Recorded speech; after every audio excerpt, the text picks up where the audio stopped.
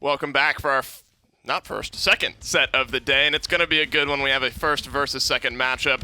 I'm Dolson here on the desk, and joining me is, well, it's still Evan, still Rain Day here with me on the desk, still hanging out for the first half of the day. And I'm excited for this one. I mean, this sort of sets the pacing for what we could see at MSI. Yeah. Of course, Penta in the lead by, we said 7 maps, so if it's a 3-0, yeah, it'll be a little closer. Yeah. But these matchups matter. I mean, depending on how these go. Let's look at Sour Team first. They started off very hot here in this league, but Penta have kind of come roaring back over the last few weeks. Yeah. And let's look at the support role specifically. Sure.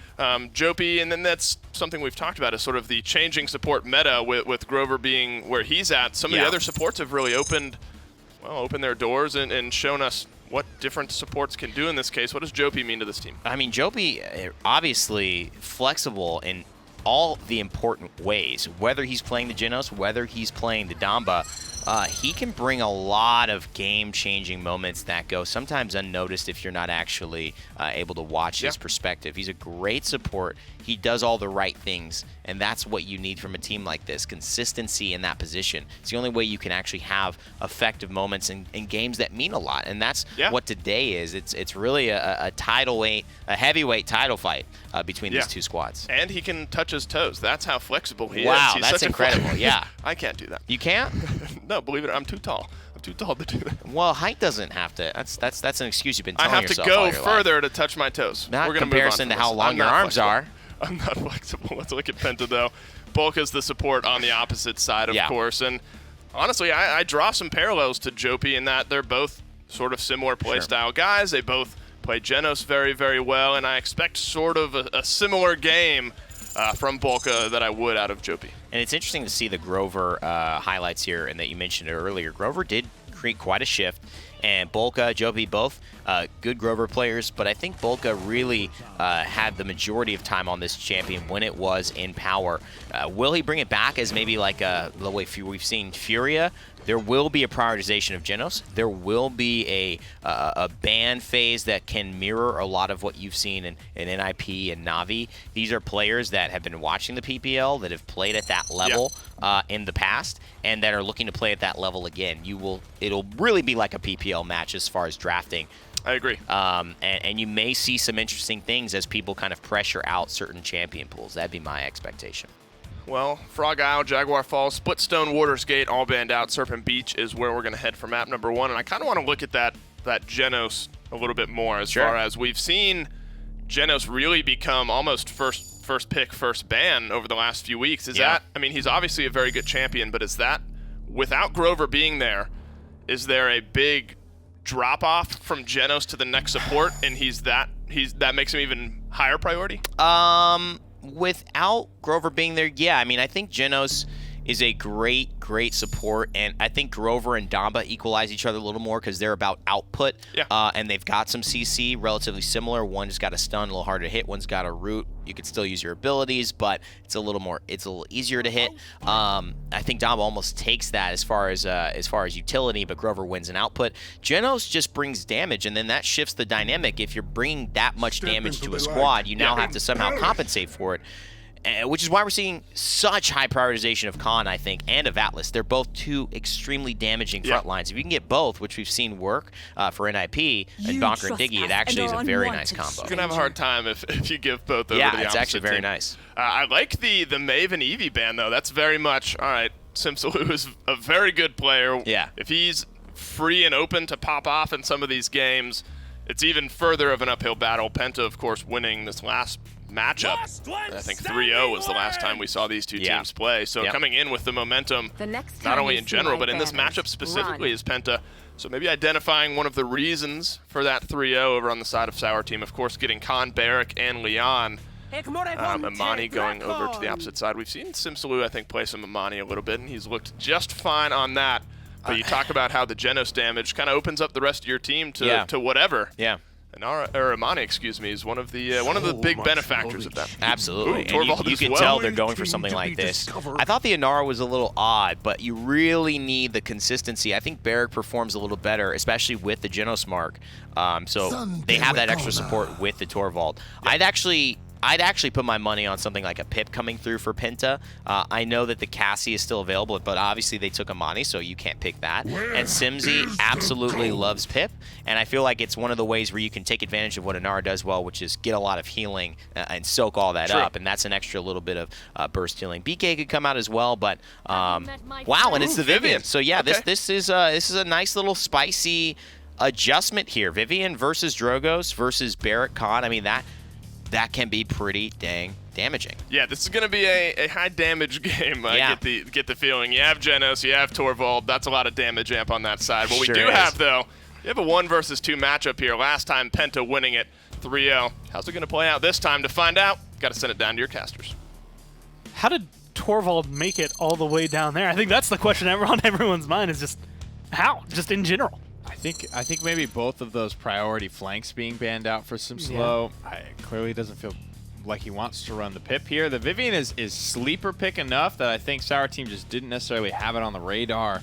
Bit of a ballsy pick here. It is going to be their hit scan threat to deal with Drogo, something they were lacking heavily up until that point. I don't think Amani's terrible at dealing with Drogos. I think Splitting Ice flies fast enough to like feel pretty good about it, but always good to have that one-man wrecking crew. Synergizes very well with the Vivian. K Crunchy's going to be able to give the move speed, the damage to Simsy. Simsy's always been, to Erase. Simsy's been one of the more flexible guys to be able to play this Amani, this Pip, Bomb King, Eevee, whatever you want, he's got it. And the way they're playing this, Crunchy, it's that awkward trade-off, right? A lot of teams right now, like you look at Zarini and Shiba, it's going to be 2 aggressive front lines, one that can point tank, one that can win the fight on the side. Crunchy's not going to be able to do that. Crunchy's job is to make other people win the fight for him. So he's just going to be sitting here. Although I will say, I think it could be some sleeper damage and some sleeper silences that come down from a Torvald. And admittedly, this is scary. It's double damage amp and a composition that has some really good shield shred as well. I don't know if there's a lot of safe places for Sour Team. Nice transition there to make sure that Zarini just can't free cap for too long. That's a problem a lot of teams run into on Serpent Beach, is they try to take this 4v5, rush the enemy high ground, but they forget about the point tank. And they might win the fight eventually, but if it costed them 80% of the objective, how much of a win was it really? Frost Bomb goes to the back line. Looks like it does find the root, but nobody feels comfortable enough to push. And this is just kind of the dance these two teams go about. 21% was picked up by Barrick at the very beginning, but it's now 66 and rising still here for Penta. As Drogos is able to get the first blood, Ninu just being able to hit consistent shots always onto Crunchy, and no one's looking to take him down right now. They were all too distracted with the fight on the edge, but they didn't look towards the air. Clean disengage as well from Penta, 72% captured, so for all intents and purposes, not the worst way that can shake out. And look at this, the dragon will come through, trying to keep its head down for the most part. Creeping, flying, sneaking, and now opening up onto Barrick, onto Maldamba. That slither is going to buy a little bit of time, but I think Simslow does a great job, shows great patience in creeping up on this team fight, and Penta are able to capture off the back of it. And it's one of those weird moments that I think originally you see that dragon, you're like, get a kill, just kill someone, like just burn him down. But he hits 3 people and forces 3 people out of the fight. Like that's the thing, is he didn't need the kill onto the Barrack, he didn't need the kill onto the Drogos. He did kill off the support, but at that point I think that was just because, well, you're the only one left that I can shoot at, so I might as well get rid of you. Everybody on Sour Team had to get out of there, and because of that they were able to move in. Like, I didn't even recognize the transition of that. I was so enamored by the dragon that it's just like, Sour Team just moved back in and captured. And I love to watch Oven play this Inara. It's him and Lazy, I think, are very, very fun and very, very good at transitioning, you know, just being point tank and turning your brain off and actually playing a little bit of that aggro style, getting in people's faces. Frost Bomb punished appropriately. Simsaloo with the textbook punish. He will Frostfire his blade out and down to safety. High ground has been completely retaken by Sour Team. Nicely done there, but they do lose 2 for it. And this is just, I mean, it's tank burn central. Like, it is just so difficult to deal with them. If one bubble comes down between the Vivian or the Amani, there's just more damage than I think anybody at that point knows what to deal with or how to deal with. Whereas on the other side, I mean, you're having to execute perfectly. Perdo's probably going to be able to match a lot of this, although he's looking more to just pop the bubbles, maybe deal with Torvald kind of as the root, rip it out where the cause is and not try to deal with the symptoms on the side. Yeah, somebody had to call out Leon, I think a little bit earlier there. She needed to be dealt with, and actually turns it around in that 1v1 up high. Joppy, I think, finds the killing blow there. I don't know if that was a gourd damage or if that was just spinning Cobra. Ovum got really aggressive there, went up onto the high ground. I think, again, talking about transitioning and swapping play styles on a dime. Ovum is not going to sit around and just be AFK. He's going to get in the mix on this character. That's why he's one of the best at doing it. He's the kind of guy who will walk in, roll up his sleeves, and he's ready to get dirty. He will do the dirty work if it needs to be done. And he is one of the most aggressive front lines that plays mostly point tanks I think I've seen in a while. This is an aggressive play from the Dragon. It's not a very big room, but he's going to be able to come in, get one kill, looks for a second, but they're at least going to be able to get it. It's a 1-for-1 trade, though. They lose the Inara, who I would argue is probably one of the most valuable for this push. And I would be inclined to agree. 5-4-3.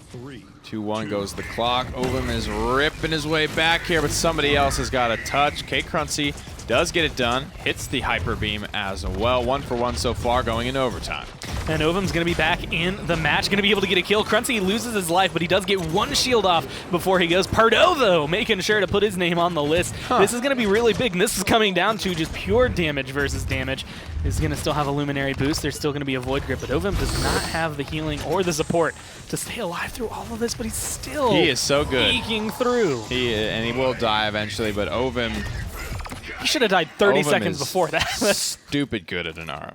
It's just what it is, folks. That amount of time bought by himself. I don't know how he lived so long under that dome shield. Can we look at his loadout? Is he running like DR when in a Warder's field or something? We'll take a look when it gets back. But he just, I feel like he just sat under that dome shield and was full HP when he came out of it. Crazy good stuff there. You know my opinions on time and space. I'm all about it if you can do it, but if not, that's okay too. It's not a have to hit every single time. Like Dragon Punch is a if you don't hit, that's bad.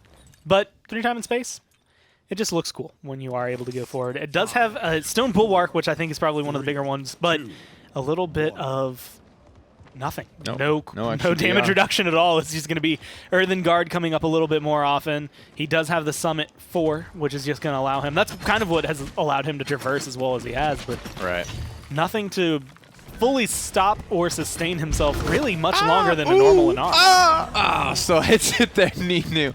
Man, it just to read the jukes there from Inara. 2 people go down very quickly. Vivian not quite having her footing just yet, so this risky pick may not be exactly paying off for the gentleman of Penta. Well, right now it's 60-12, pretty much flipping the last fight on its head. A lot is coming down to what Simslu can do. He has the Dragon available. It looks like he's going to be backing off to summon that boy, coming out to see where it can go, but he's going to go out right straight into the open. There's going to be a good seismic crash, but he has to take an alternate path to get him. But they're pincered. Where do you want to fight? On the point or on the Dragon? You don't get to choose. Oh my god, and he does such a good job just kind of, living with 400 HP too. It's just too much, man. Such a great job strafing through these team fights and just target swapping immediately, realizing that I do so much damage. If I can just get half a second of uptime on somebody, they are going to be feeling it. And they're going to have to back out of this fight. Arrays and the rest of Penta, frankly, do always a very good job of, as this Dragon is flying in and everyone's distracted, they do a great job of making use of the cover of darkness under the shadow of its wings. And that turned very fast from Sour Team are in control of this point to a 5-for-1 trade where the only death they had was a trade between Ninu and Simslu, like at the very end there for Penta. So just recognizing how to retake a point, and that's been one of the hallmarks of great teams that we've seen. Like there was a point where Na'Vi looked unstoppable because even if you were able to get 96% up on them, they'd just take the point away from you. Like they just didn't care. They would let you have it for that length, and they'd be able to come in. I think right now Penta is showcasing a lot of that. The one thing I love about Ninu's Drogos that we got to see highlighted nicely in these last 2 little sequences from him is if he throws a Fire Spit and somebody just jukes it appropriately, he has probably the lowest hesitation threshold of anyone I've seen to just pull off of it. Just get back to hitting big rockets. Hitting a, 30%, a 300-400 damage Fire Spit. To him, he's probably just saying, well, I could just direct impact this rocket instead and get my 850. So I love what I see from him. Small little moments. I think Ninu's a great player. And those Sour Team is sort of coasting at the moment. They have not improved as much as Penta has over the phase. I still have a lot of hope for this guy, and I think, he could, if he can make the move, could be a great PPL addition someday, somewhere. I mean, so far, I'd say both of these teams are phenomenal. I'm actually really excited when it comes down to it, when we get to the MSI and we get to see them go up against the like potentially PPL teams that have come through and like are going to look incredible. I mean, PPL teams who have been playing on LAN for 13 weeks versus these guys playing online the entire time. It's going to be really interesting to see how they're going to adapt. Yeah, time and space slightly off the mark there. Root's good, but body blocks are better. Back to full HP. Ovum's trying to punch his way through this, but it's just tough. Khan playing this corner so nicely. This is where Ovum likes to be, though. He's up on the high ground as a Nara and just playing Protector for that Amani. The Dragon comes out, the Dragon goes down, but it does buy them a little bit of space. 20 seconds left on the clock before they go into overtime. And this entire time, where has this Khan been? He's distracted by Ovum, and finally, something's going to come out of it. They get the kill onto it, but it's going to be Simzy who picks up 2. Ninu had to rotate in, but unfortunately there was no line of sight. There's no bubbles to save their lives. It looks like that's going to be enough to just silence Penta for this push. Such a battle there. Dragon Punch looks like it did just get canceled, floating at about the 30% ready to go mark. One thing that we have to comment on is that in the previous team fight, there was no Dome Shield available. That is now available. 50% on the Enlightenment. Perdor used it, grabbed a kill with it, so that's why he's back to 56% already. Dread Serpent, Overpower, everything is ready to go. I think Overpower's got to be the big one here. Maybe this Dragon's definitely been proving to be pretty difficult to deal with, so maybe just scoop Simsilo as soon as you can with this, because it's not useful for environmental kills on Serpent Beach, at least not on the point fight.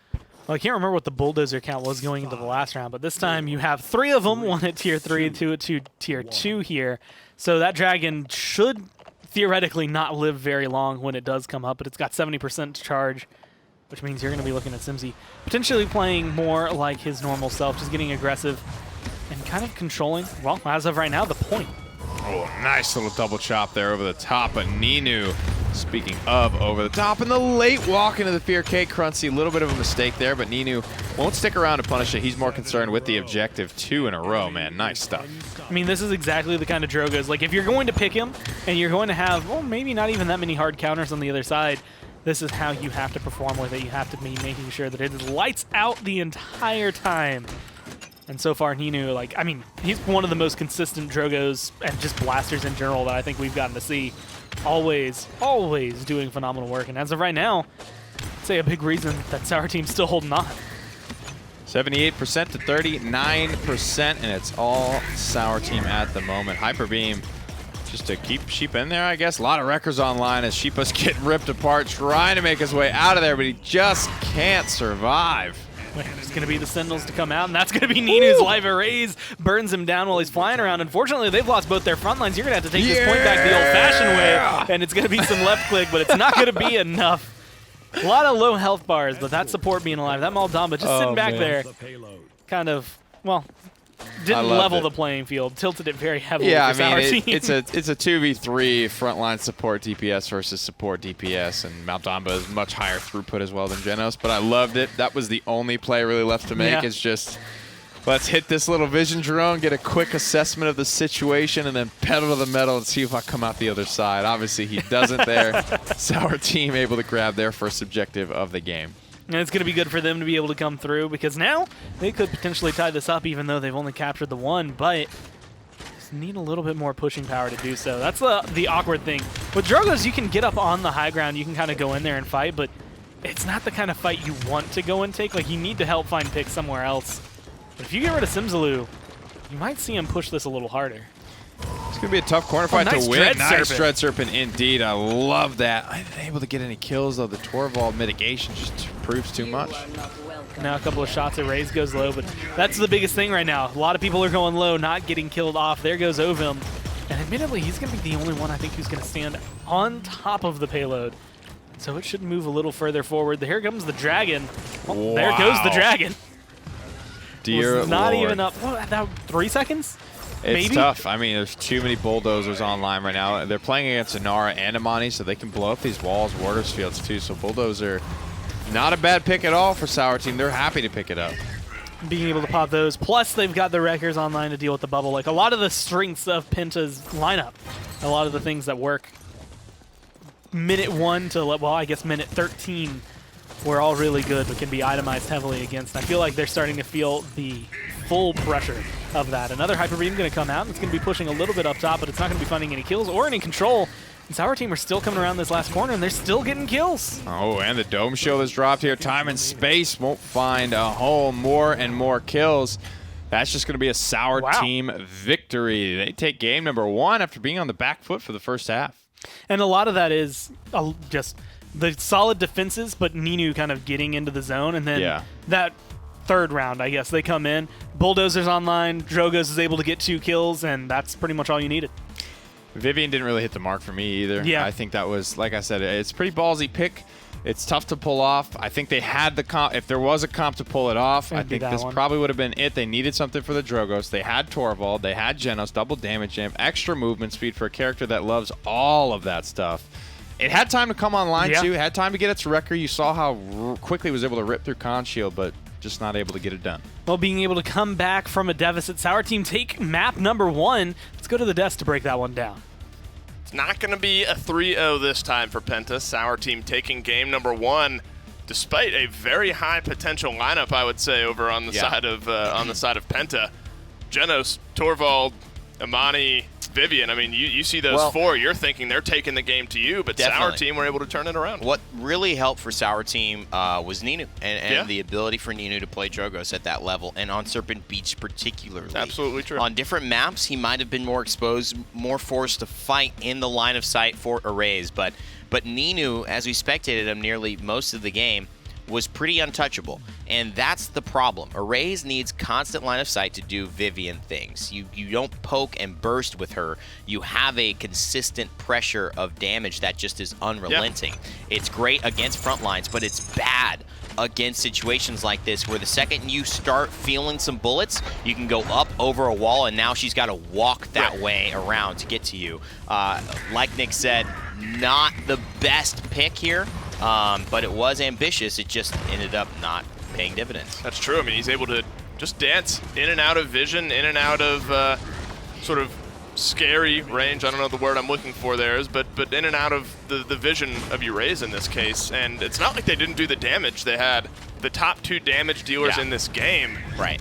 But the important damage is what was coming out from the side of Sour Team. Ninu really taking this one over, I think, with his mobility. The Drogos on Bright Marsh in our first set of the day sort of had a similar impact, at least for the first couple of points, but showing what Drogos can do to a game. Ascension Peak is where we're going to head for map number 2, maybe another Drogos map. Yeah, and the thing is, it's surprising because Penta lost the first matchup against Sour Team in a way that made you think, after they played the rest of the league, oh wow, they'll win next time. Yeah. And Sour Team are doing a good job of really putting their foot down and continuing to hold pressure in this matchup, albeit even if it's more of a decision around one champion and the effectiveness of that balance. Sheep and Perdot have been winning on Serpent Beach for many, many years. It's nothing new. And it's nothing new. This has been a specialty map for them from D69 all the way through their entire history of playing from Torvald Buck. So they like that.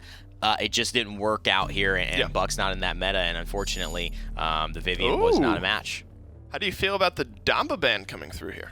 Well, if you first pick Genos, you force them into something a little funky, but it's not the end-all be-all, you know? And I think that's where maybe Penta are trying to create a dynamic where they can get, I would say, either a guaranteed Barrack pick and a Cassie. Or they can essentially force out something like a Khan if they want to make sure that they don't get they get something like a Barrack for themselves. Right. I think it's interesting. You ready for this, Ziggs? But they take the Cassie. I think they just don't kind of I don't know. This is an interesting one. No, it is. I mean, it really just depends on what direction they go, I think. I mean, banning out the Damba, taking the Genos, that leaves you with like Saris and Yang as sort of the next two highest. You're right, though. Makoa, as a result, come through. Of course, Leon being banned out as well. Amani, I mean, lots of frontline presence still around. And Nara, Makoa and Nara, that's a strong frontliner that you drafted for yourself. It's just what direction do you go with the healer now? I mean, is Saris or Ying going to be able to keep up with triple frontline? Yeah, I think on Ascension Peak, Saris and Ying are both really good. The only one I wouldn't want to see really is the Furia. I think she's too isolated on one person, and although Ascension Peak is a great map to get resets on, I feel like the spread out healing, I think Ying would be a really good composition here to deal with. But Convergence is going to find some value. They found the damage amp through Tyra, and this is, again, I said Na'Vi NIP. This is exactly what Na'Vi did in that final matchup, I believe, against Envy, to come back where they said, where's the Genos? No one's picking Genos. Then Tyra, they get their damage amp through that. It's going to be Saris. So yeah, the Saris is here. I think it's mostly because Sour Team really doesn't have any shields to play around. There's no line of sight blockers except the barricade and the dome shield. Where is the goal? And triple DPS on the opposite, triple frontline, triple DPS. What do you give it to here? Well, what's funny is this is actually old school Gangstars and D69. They used to try and triple tank, and D69 would try and triple DPS. Yeah. Triple tank always won, essentially. Well, it's a battle. It's a tale as old as time. Triple DPS versus triple tank. Sour Team, though, they claim game number 1. Which way is game number 2 going to go? Well, let's send it down to Gore and Nick to find out. With Atlas here, I think it's going to level the playing field. The boy does a lot of damage, but it's not as much as you see out of like a Barrack. This is going to be a good one. And that's coming from me. I hate triple tank. But it's Makoa. I like it when it's a niche strategy. I think it's more fun than it is not to see, and I think they've drafted very nicely around this. Hunting Party is exactly what you need to be able to bring these frontliners into a relevant damage place. Obviously, Ovum, Sim, and Cruncy are all great players and are going to be able to find good fights, but you just want to turn that a little bit more in their favor if you can. Erase is a big role player here on this Tyra. And I think the way to look at it is Ovum's already aggressive. Makoa, Atlas already do pretty decent chunks of damage, but this is going to be we can burn you down faster than you can kill us, and we can just amplify that damage much like that. Jesus, I mean, when you're looking at it, 900 base for Atlas, add on the Tyra mark, like, you're going to chunk a lot of the squishies on Sour Team. And I'm curious, mostly in this matchup because of it being Ascension Peak, because this point is so unique, because you have the ability to run a fairly squishy frontline like a Barrack here and be able to contest most of the time. I don't know if that's the case against triple frontline. I don't know if this would just be too much. They have too much ability to control the map and the space here around this rather large objective point. It's one of those things that this is probably one of the few times I think I will ever say this, but this is a triple frontline draft that is always, like, can take control, right? It's normally if you lose your grip, you can't take anything back. You don't really have the pushing power, you just have staying power. This is a composition that has a ton of staying power on the objective and the ability to beat you off of it if you try to take it away from them. I actually expect this to be very solid. This is going to be, I think, more of the test and kind of more of the light as where it falls, just because pushes with triple frontline normally don't work out well. This is a 3-3 kind of fight. And looking at the Saris, I think there's a lot of room for great convergences as well. With 3 DPS, you have a lack of line of sight blocking shields because you don't have that second front line. Barrack only has Barricade, which is a stationary thing. Yeah. And it's not even, you know, spent into or invested into, I guess I should say, right? Everything's rocket boots. Everything is bowling ball shields, and nothing is really heavily into the line of sight blocking style. So I think Boca has definitely a window of opportunity here to make a name for himself in this game and say, I influenced this to a great degree, setting up huge team fights that were easily won with my convergence. And you can almost see how immediately, once you lose Tyra, this entire composition starts to kind of fall apart. And I think it's one of those moments that she's just facilitating so much, partially the vision, but mainly the Hunting Party, just nature of here's more damage to kill. And it's going to be moments like that. You get a hook, you get a shot, and they get a mark. Everyone is going to melt under that. But you have to be able to find them, and I think that's going to be the hardest thing is locking them down long enough, especially Maeve, who's just so squirrely. They have the Dredge Anchor, they have the Convergence, they have, like, you know, Seismic Crash, they have all this control, and of course Atlas, they have the whole kit, right? Everything about him is just all about control. So if they use their tools properly, get this 2-0 lead here, I think they'll be in a good spot to just 4-0 this game. I mean, this is a tough composition to slow down. in the early game. It's not overly reliant on shielding, but I would say once the healing slows down, it will obviously fall off a little bit. You know, I've used this comparison in the past, but I still think it's very apt for it. But it's just like this composition is a boulder, right? At the top of the hill, it's got a lot of potential energy. It's got nothing actually behind it. No force, no anything that's doing anything crazy, right? Then you push it. And if you were standing a foot down the hill, you could probably stop it. You could, like, stand in front of it, feasibly slow this thing down to a stop.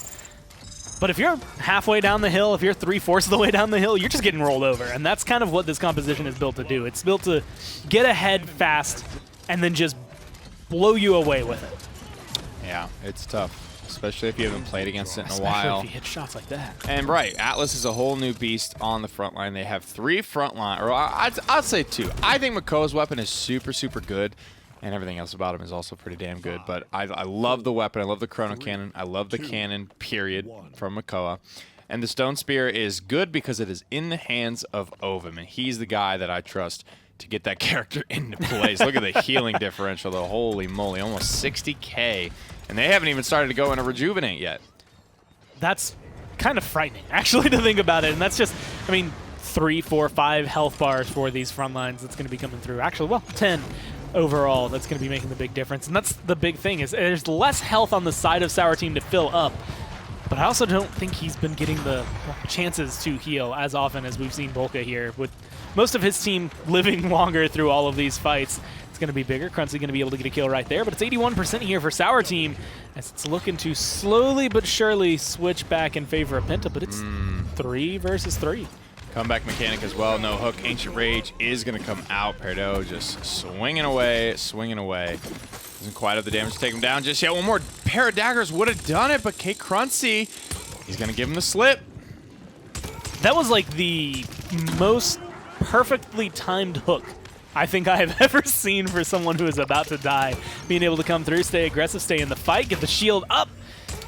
Even though with comeback mechanic, this looked like it might have been a done deal for Sour Team, and still is looking pretty good. That trade is just what is going to work better for him. He's the role player, dude. He's doing his job, and he's keeping everyone going. Man. He spams all those marks, and then he just dives onto that dragon punch. I got you, bro! Not on my watch. Remember me. He's the one that, like, for a superhero, like, very early, like, he's the one that, like, gives his life, and it's just like, you've got to dedicate your life. Tell my story. To good. And then, like, everybody else on Penta's just like, we got to do it for him. Do it for a raise, man. We got to keep it going. He left it all out on the gridiron. Raise is making waves for his team, marking people up. If only we could use copyrighted music. I want a slow-mo version of that with, I can be your hero, baby. I love it, man. That would be awesome.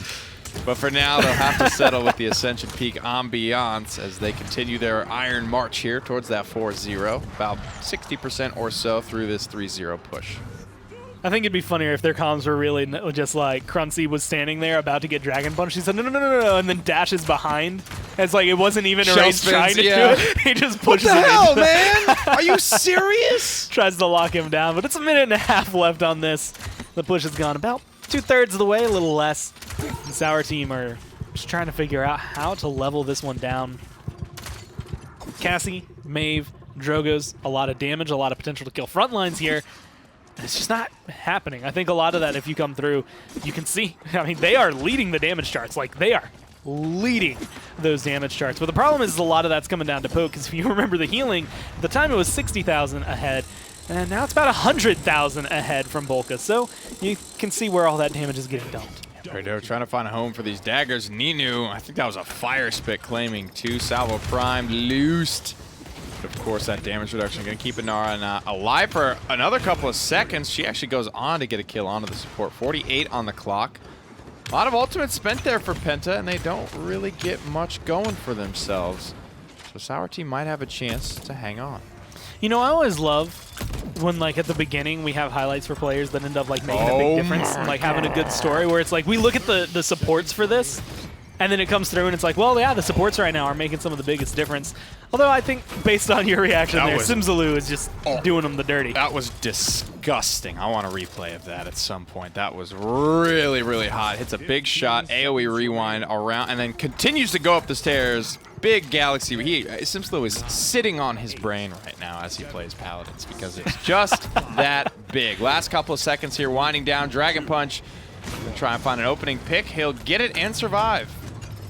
And that's all he needed, I guess. Like, it went from about to go in, to stopped, stalled, and waiting. But a Dragon Punch used at the end of the round means no Dragon Punch here at the beginning of the round, and that opens up a lot more room, a lot more comfort for the members of Penta. Of course, it is going to be their retake ability. I mean, even without a hook, like that, he did not hook anyone for this fight and was still able to come through and have that kind of performance. And that's when he Ancient Raged and managed to give Perdo the slip. He lived with like a sliver of HP. Arrays bailed him out there, and he went on to have a great impact in that fight. It's not about the damage. They're all sitting about 40k in the relevant damage spots. Ovum a little bit lower than I think we're used to seeing, but they're getting kills off of this. Their healing numbers are monumental, so that type of sustain is getting them through here. Comeback mechanic still enabled. Diving into the back line, wants the support. He'll get it too. And that is going to be the start of something potentially beautiful. Cancels out of the Ancient Rage because he just wants that cannon back. No point in chasing people down when you don't have any of your abilities. And he just moves right back in here. And this is the problem, and this is probably where it hurts Zarini the most. You are one lonely Barrack who is trying to compete against 3 frontlines who are just bullying you out every chance they get. There's a nice little pick, though, on the K-Cruncy. Gets a little too aggressive. Doesn't get Zarini either. Convergence, it's here. 80% on every other ultimate. They need their ultimates. They need him now. Big convergence there, but the follow-up isn't enough. However, the zoning, it sure is. And you can see a nice salvo Drogo's just sitting there like, I'm ready to get you. Fuming, pissed off. But he is locked out, and that comes down to it. It's just the staying power of triple frontline with the aggressive frontlines they had made things work out wonderfully. But I don't think any of that comes together without the Tyra. We need that Atlas replay, by the way. That Atlas replay, the one where it's just the hot shots. Well, it was really looking good overall, and now the set's going to be tied up. We can go over to the desk and have them break down Ascension Peak. It's not going to be a 3-0 now for either team as we're down to a best of 3 here to round out our second set of the day, and that was not even really all that close. Triple frontline really overtook triple DPS here in this case. Definitely, Dave. It's something that historically has always been the case of how triple frontline is essentially outweighted, the triple DPS impact. And the damage in Paladins, usually, unless there's a very specific instance of a prime time Street Justice Maeve, there's not enough natural threats in the game to stop heavy damage frontlines because especially with a Tyra mark. And that's what really created this lineup's efficacy. It's that Simsy, Cruncy, Ovum, they are very good champions. Yes, they could maybe get outspaced by something like a Cassie and a Drogos, but the Tyra's mark really meant that they could bully out the front line and essentially win the point by default, because then you got to come to us. Right. Look how aggressive Simsy's playing on this Atlas, and it just shows. I mean, that's a skill. Look at that. The 3 channels are the 3 frontliners. Makoa goes up the middle, Inara, Atlas left and right, and they just run down the rest of Sour Team. They had the highest damage in the game on Ninu, on the Drogos, but it just wasn't enough in this case. 4-1, game number 2 goes over to Penta. And this is, I think, what I expected coming into this. We had a 3-0 last time in favor of Penta. Right. But Sour Team are looking like they've made some adjustments. I think they're looking a lot better today. This one could go all 5. Yeah, this is one that's going to be contested. I thought round 1, game 1, was oddly decided upon as far as the draft, and obviously you could look at that as maybe that being more of a Sour Team choice, but Ascension Peak seemed like they had just such a great idea of how they want to do it. And we're seeing this more and more without the Genos, grabbing the damage amp, and doesn't have to be triple tank, the ability to kind of make sure Genos isn't a factor. People forget that Tyra exists, and then take her on a map that supports her doing her role, which is great point pressure, good damage, real lack of mobility, so you need somebody else to take some pressure off of her. But if you can allow her to just keep marking people up, you're going to snowball off the rest of your champions. Especially when, if you're playing triple frontline, you have frontliners that do a good amount of damage anyway. You throw a Tyra mark on that, it's going to be a little scary for the other team. Torvald for the second time today, going over Sour Team's way. So they prioritize that over the Genos here. What are your thoughts on that? Well, Torvald, like I mentioned, the only champion in Paladins that does both weapon attacks and abilities with his bubble. So you will essentially get more, although it's more finite, damage that you can amp, more flexibility to that. The Genos, for those weapon attacks, is just so consistent, and it really requires somebody who knows the hands of Torvald and the gauntlet very well to be able to do justice to it. But luckily, they've got a guy named Sheepa on the team who's been doing this with Perdot, what feels like for 2-3 years in a row now, or however long as Torvald's come out. So I feel confident that it is the right prioritization for that team. Sure. Although I think in this meta, obviously Genos has proven to be more consistent. And we see two sort of different schools of thought here in that you get the damage amp on either side first, but then frontline for Penta, damage on top of the Torvald bubble for Sour Team here. They're going to start off their damage dealers with a Shaolin. The Genos mark on Shaolin will allow him to hit a little harder. And I think it's more about how this lineup has to be designed. It's how it's been designed. You're just fulfilling so much of the blueprint at this point because Torvald leans on who he's amping. So you have to prioritize your damage choices first. Whereas Genos, although he does lean on amping other champions, it's not as heavily as far as if I don't get the right pair for Torvald, I've lost out on the reason I've picked him. I think the Maeve and the Shaolin, very good consistent damage. No reloads on either of those champions. It's not often we see a no reload DPS composition, but that's pretty much as close as you can get. Penta Esports have a pretty dangerous lineup, but so do Sour Team. Yeah, this is, I think, one where you can't really call it coming right out of picks and bans. I think both teams have sort of put their best foot forward as far as what they want to bring to the table here. Maeve has been sort of hit or miss today, but regardless, we're down to a best of 3, 1-1 for both teams. Let's send it down to your casters to see how it goes. And I'm thinking Wrecker 2 planted, just popping shields whenever he gets the chance. I think Shaolin is going to be an interesting choice with that Torvald. I mean, actually didn't quite win the game the way I think they would have thought in the first map, so kind of I think that was more Vivian than it was Torvald. I think almost anytime a Torvald comp loses, it's because of like what you paired with it just didn't work in that scenario. I mean, he does what he does all the time. It's too simple to kind of goof up. Obviously, there are some players that are better than others at Torvald positioning, who you're bubbling, when you're bubbling, that type of stuff. But I mostly place the onus of execution on whoever's being pocketed, right? That's what it is. You're investing in that player. Yeah. You want them to be that much more healthy, do that much more damage, and win the damn game for you. Well, now it's going to be Perdot and Ninu who have to step up to the plate, and admittedly, if there are two people I want to count on, it's going to be the Amani and the Bomb King, and Ninu specifically on the Bomb King getting bubbled is going to be dangerous. But they do have the Luminary Amp on the side of Penta, and again, probably looking for some of those records to keep things a-rolling. The question is whether or not they can deal with the Torvald the way it was dealt with earlier, or if Penta are going to get rolled over by this. Simslow with a very, very deep initial dive. Quick trade out, though. Ovum does die on the objective. 2 for 1. Spin around. Cruncy thought there was something else there to squash. Stay up there, boy. Figured it out. Now, I like this. Dancing around Bolka is just can't be outflanked by a Barrack on the objective. Cruncy is going to continue the pursuit here. Doesn't have any knockback, but we'll have the damage. So I've seen Grumpy Bomb kind of, like thrown as if you're going to be shooting a basketball, right? But I've never seen someone do that with Bomb King himself until right now. Those knockbacks were just perfect, although Cruncy going to get stunned out, locked down. That's going to be the glory of Maldamba for you. Just to kind of keep you in place and shake you out. That's going to be 66% picked up for Penta. And if anything is going to be based on what we've seen earlier, it is going to be the fact that they're okay falling back. Unfortunately, last time they didn't get caught falling back like that.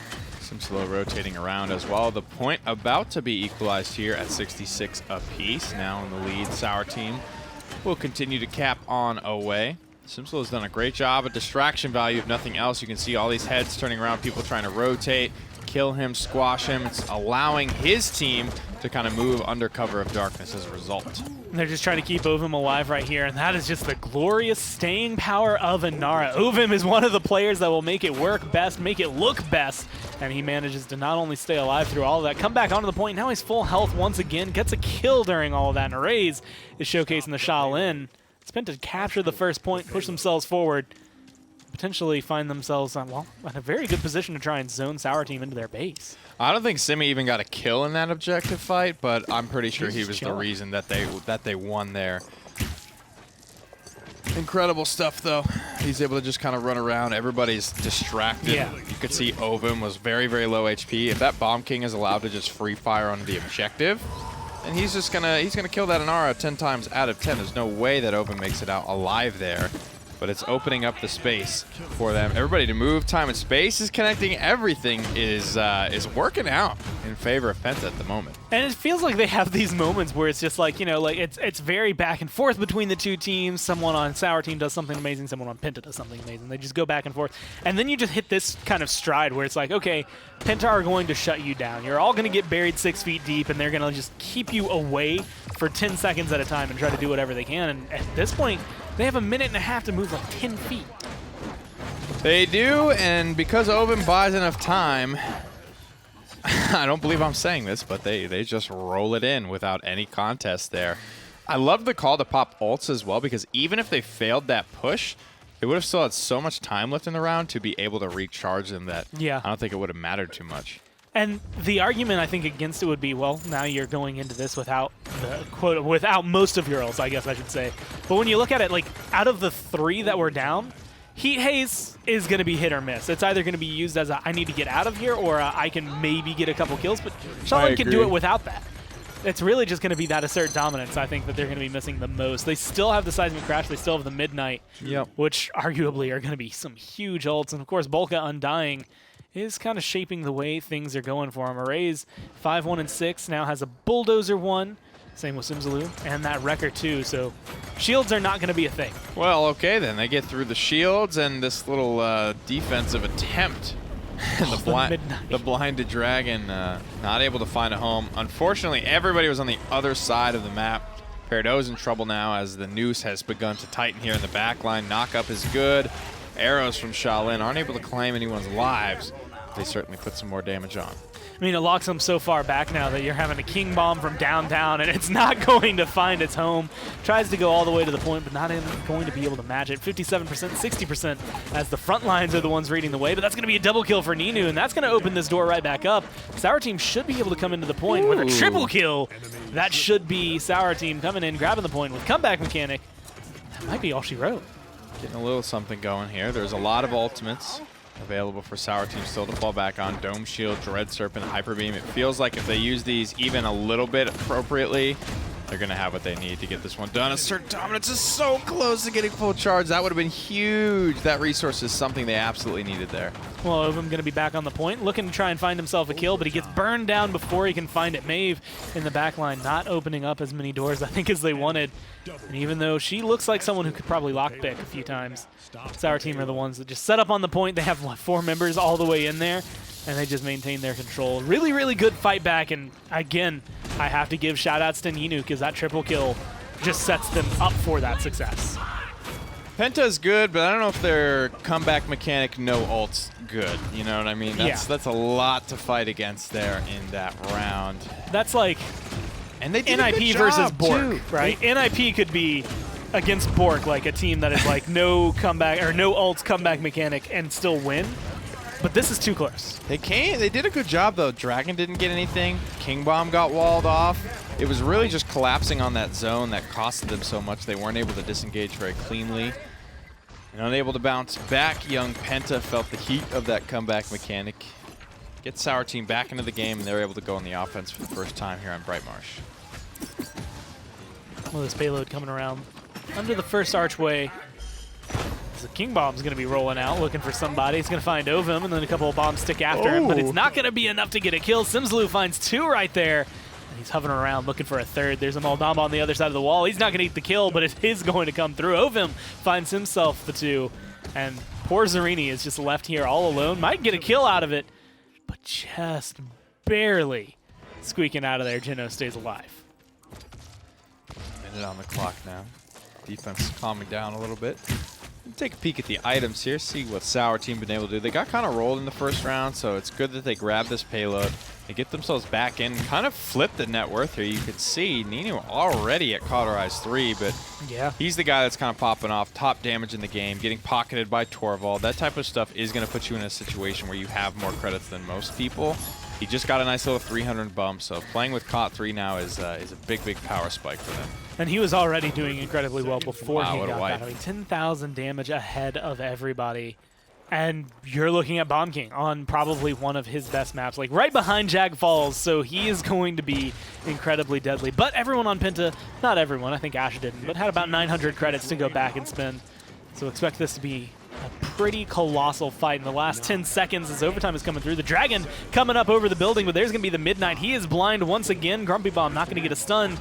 Ninu's looking for a way in to try and find this fight and swing it back in his favor, but 900 health does not mean a lot. He's spearheading right now. Like, he is the furthest one out. This is a kind of uncommon angle, I think. And did the Hyper Beam get a kill? I think it might have blown Volca off the map. Assert Dominance doesn't get off, and that's a 2 for nothing, 3 for nothing, wow. 4 for nothing. Looking to make it 5. Ninu running through this fight, and it's all over and tied up.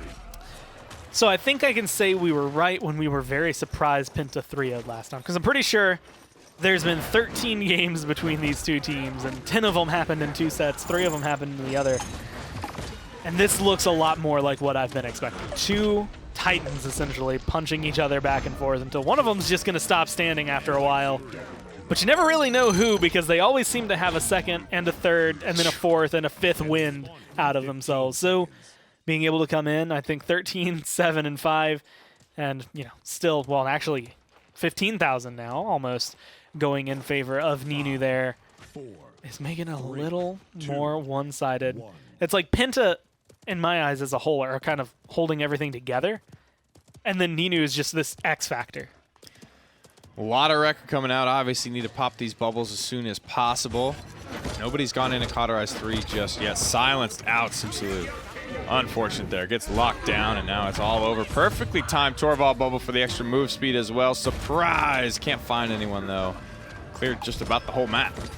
He can run around, keep up with the best of them on the racetrack, Ooh, that was but not going to clutch. be able to find the kill. Getting that one right there, Raise that last shot. Ovum live. Saves Ovum and keeps him on the point. It's 66%. This is a 2-2 scoreline. This is where it gets dangerous because of the fact, I mean, just what we saw last game. That's all you need to push this in and maybe find yourself at a 4-2. Volca finds a huge time and space snipe there. Penta, no comeback mechanic, no funny business, just a 100-0 capture.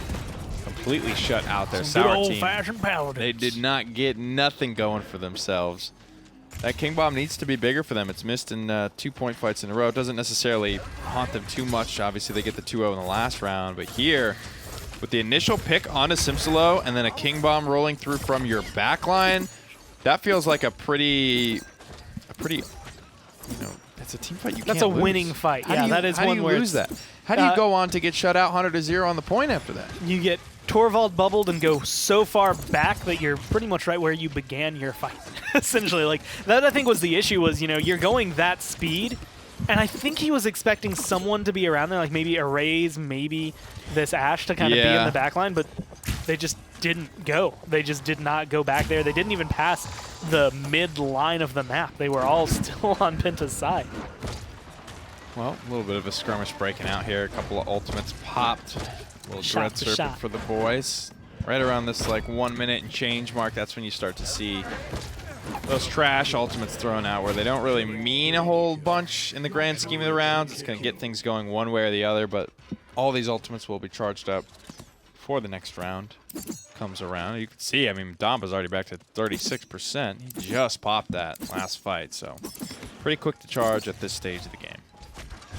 I think really what we're looking at is like Sour Team have a very consistent play, and then Ninu again is just kind of an X factor right now, specifically on the Bomb King. Like, there's been moments where, okay, we shut him down, we win the fight, and then moments of we weren't able to get him. It doesn't matter who else you killed, he gets a triple kill. Like, that's going to be the biggest issue, I think, the biggest threat to deal with right here, is it's just going to be a 4-for-none trade for Sour Team. They lose the last fight.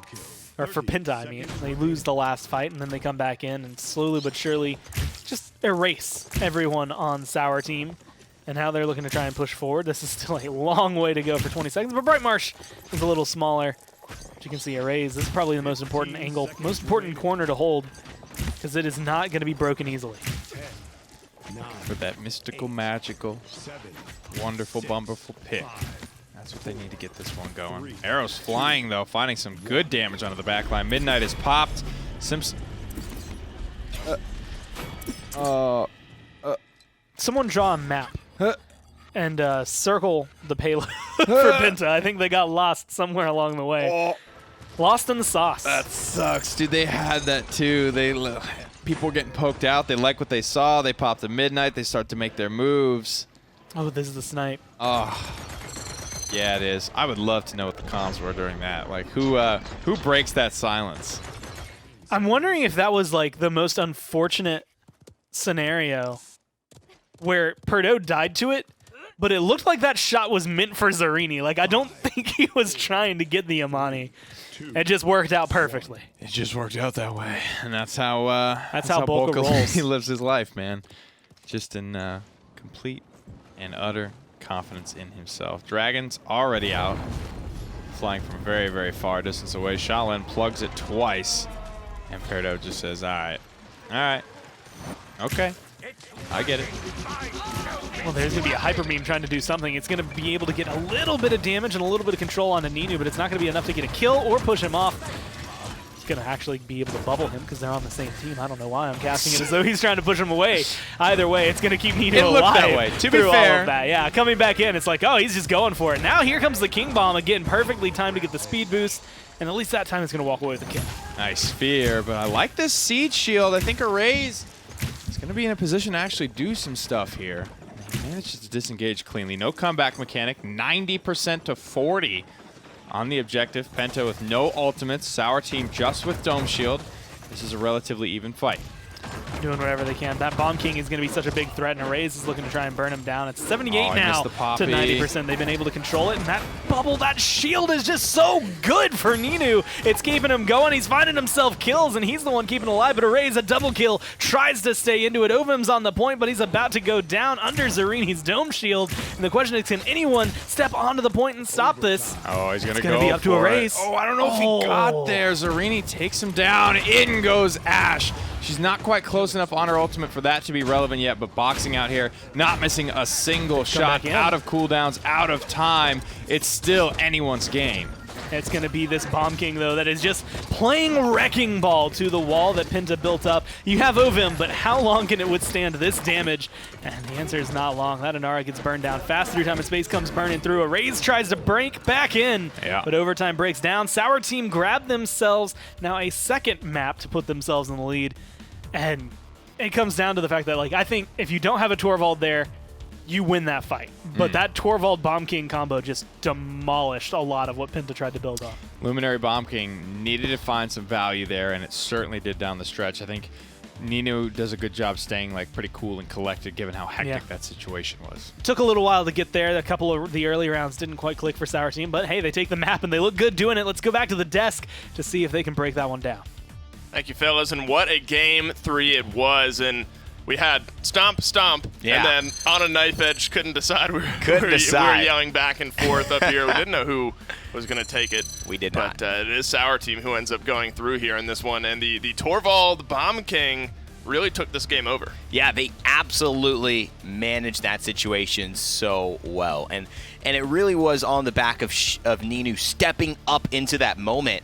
You needed someone to say, I'm gonna live or die based on whether I hit these bombs. And he was expecting Sheepa, and it's a scary spot because you've got to know he's gonna give you the bubble. And in this moment right here, so he gets low, and he has about 400 health, but he gets the bubble, and he just keeps on going. And that's what helps to turn the tide. Arrays finds a couple, and this is actually the earlier point fight, but in the final point fight, very similar kind of engagement. He finds 2, then Arrays finds 2, and it shifts back in the favor of Penta.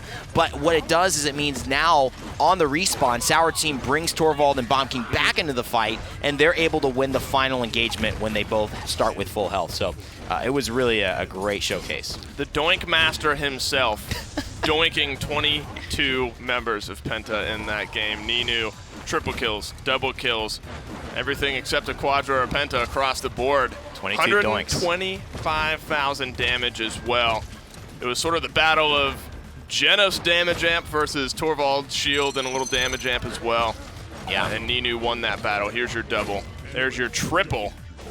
And now in the driver's seat our Sour team going to Shadow Desert. Yeah, I mean, in its moment of success, it is such a brighter moment, more of a 15 minutes of fame moment. It's so bright that it will take the spotlight for a moment. And if you use that correctly, you just like your 15 minutes of fame as anybody, if they get it, you can turn that into success. You can bridge that into something that's actually valuable. It doesn't mean that the Genos isn't still going to be there, isn't going to be grinded, isn't going to be available, but because he got the double kills that he needed to, because he got multiple kills and multiple times, then, oh man, wheels started turning, man. It started rolling. It was fun to watch. I was just talking to Ryan asked us a question. He said, do you get tired of watching any of the same champions that are always in the meta? And he brought up Bomb King. He's not a big blaster guy. And I was like, yeah, I've seen a lot of Bomb King. But I was excited watching this Bomb King. So, I took pop-off Bomb King. Yeah, a pop-off Bomb King, still one of the best things in Paladins, one of the best things to play, one of the best things to watch, in my opinion. And I've found this sort of interesting in that this is sort of digressing from the Bomb King conversation, but Penta, I think, have banned out Khan Leon every single time up to this point. How do you feel about the focus on banning out Leon in this case? I think Leon is a placeholder ban. She's not prioritized the way that Cassie is, and she's sometimes not even picked in lineups. And now that Maeve has come in, right? So this is a placeholder like the Eevee is. The Eevee a little bit more meta as far as the blaster that we've seen, and also a very good choice for Simsaloo and Ninu. So in this set, it means we've seen people kind of do these secondary bans to open up other dangerous picks and force pressure and apply pressure in the draft. I see teams don't do this, and I get upset, and this is something I talked about, I think it was the Renegades maybe, but they gave up the Genos all the time, never got anything else. This time, when you ban Eevee and you ban Leon's, okay, you're going to give a Makoa Ashe, but you're going to get a Genos Maeve. You're going to get something that also is dangerous. Getting something in return. So that's what really both teams understand how to draft at this level, and it's very strong. I agree. It definitely shows. Makoa Ashe, Inara, so another triple front line in the making here. Yeah, especially with, well, not in the making. It is made. It is here, and it is happening. It is happening whether you want it to or not. Makoa Ashe, Inara. That's pretty scary to go up against. Triple Frontline won the day the last time, and then against another triple DPS, this time. No Tyra this time, though, for the Triple Frontline. What do you think? What I like about Sour Team's lineup against this now is Shattered Desert's mobility. The way you play this, Maeve is so good on this map. And Amani's very good, too. And the one thing you need to stop aggression from Makoa and Ashe is the CC that Amani brings. I'm very excited to see how this one plays out. It's triple frontline, triple DPS, round number 2 here in our second set of the day. Sour Team are up 2-1. Is it going to change? Send it down to find out.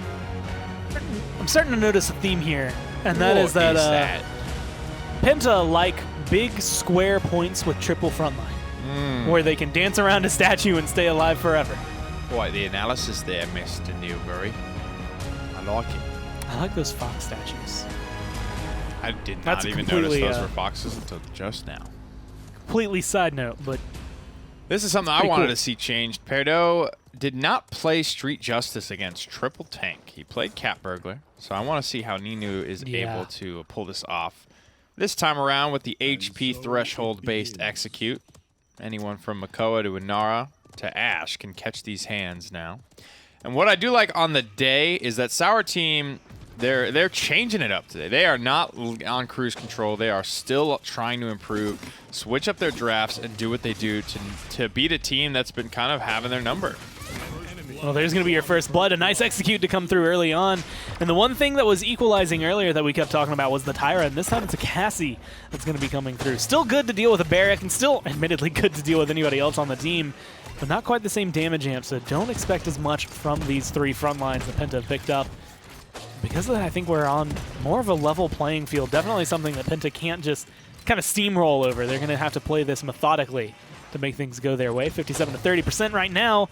Zovim still just trying to dance on the point, but he is low and he is gone with a nice frost bomb over the wall. That was cute. Arrays falling lower and lower here. Nobody pushing him down at the moment. Perdo moving back onto the objective, splitting ice onto 2. Dragon is ready.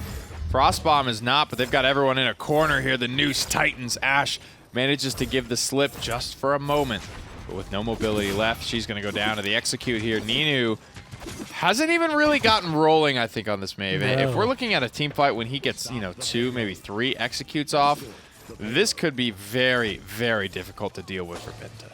I mean, I'm having flashbacks to moments where we've seen this Maeve come through, and it is much more with what I think we had seen with Fernando and Khan, because you can pounce through shields, but really just being able to set 2-3 of these front lines up within 35% health and pounce, reset, pounce. That's a double kill right there, and depending on the damage you have going from your team, you could find another.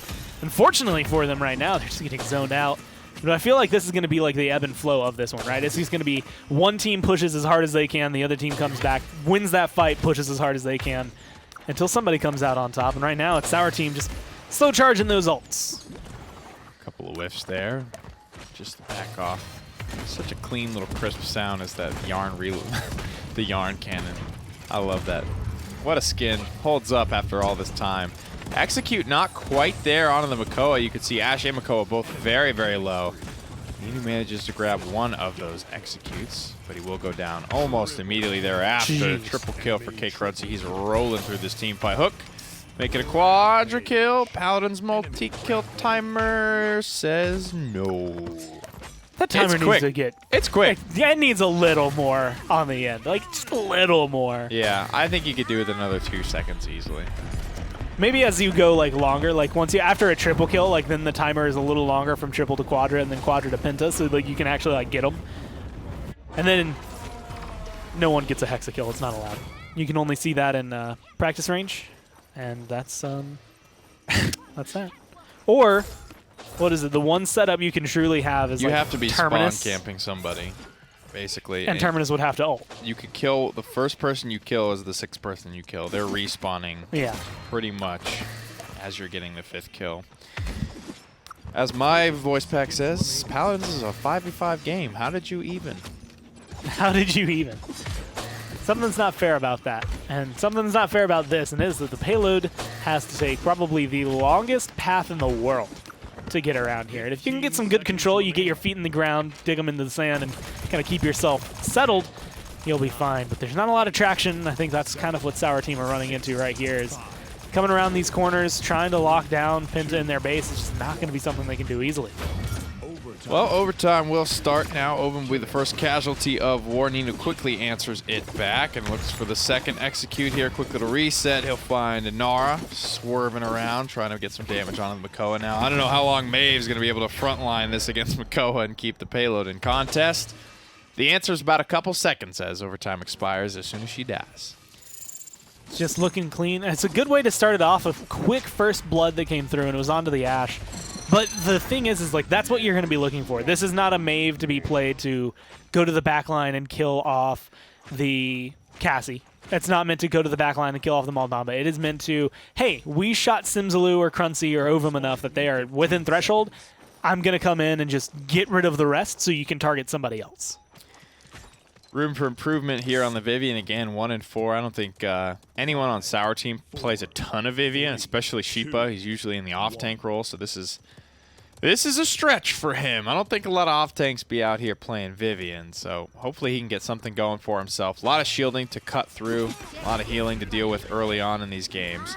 Hopefully as time goes on, items come online. He can find a way to be more effective here. Execute almost ready to come online.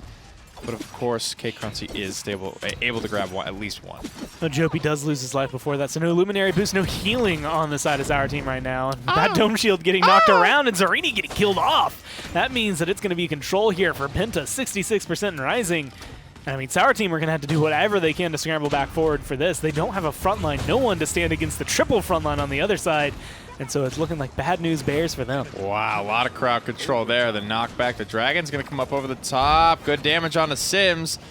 Now turning his head and rearing, trying to find Makoa. Won't get it done, but still grabs 2 kills.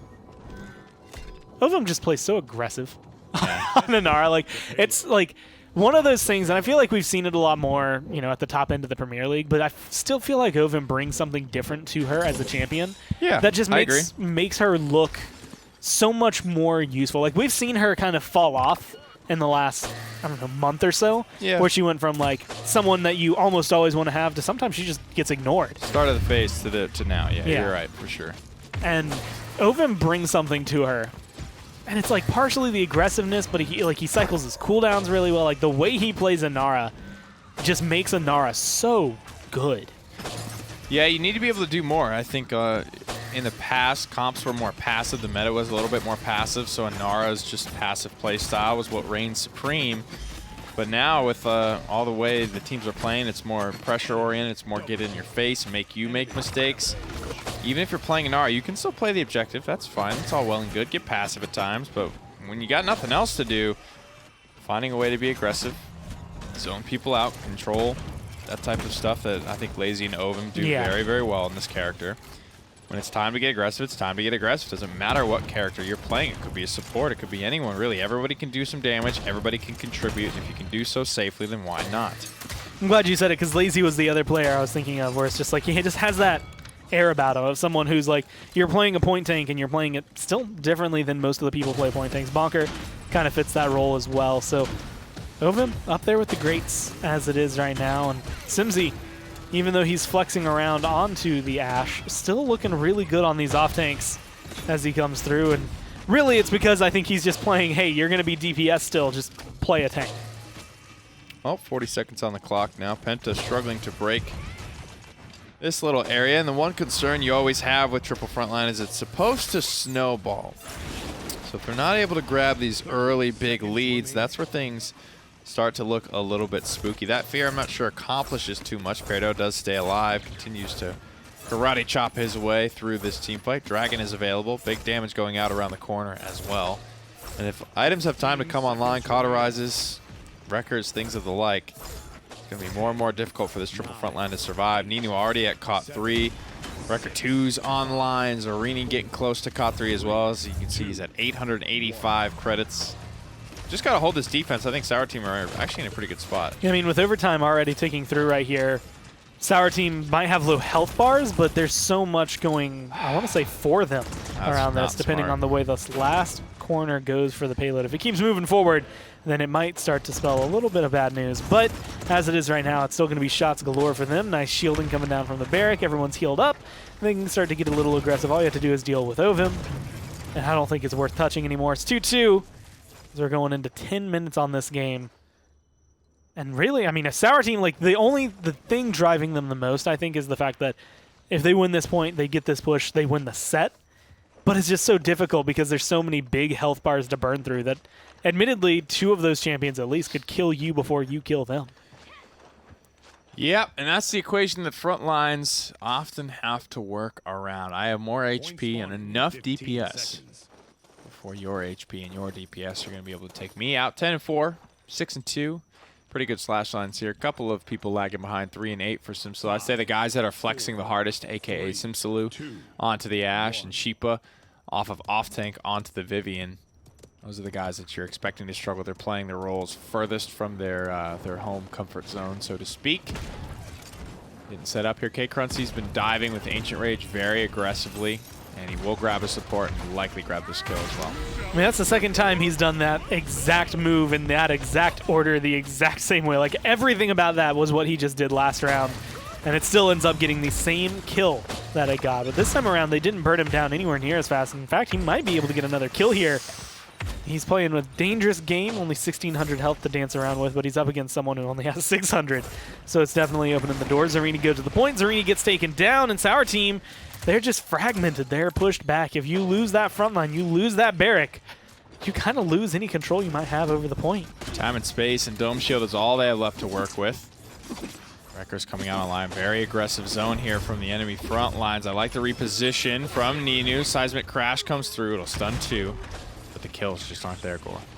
They're going to have to get back soon. 96%. There's going to be a through time and space that doesn't connect with anyone. No one was able to touch. 2 members almost there in time. And that's going to be 3 members that try to go in. And 3 members that all get burned down because of it. Penta, again, just being able to do exactly what they need. While it might not be snowballing the way they want to, they are 100% controlling this objective.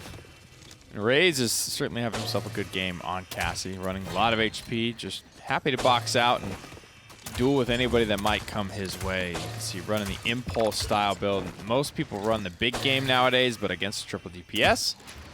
And a barrack, right? One of the lower HP frontliners out there. Might as well just take the impulse. The damage is good. Self-sustain's good. Cooldown's good. Everything about this build is good.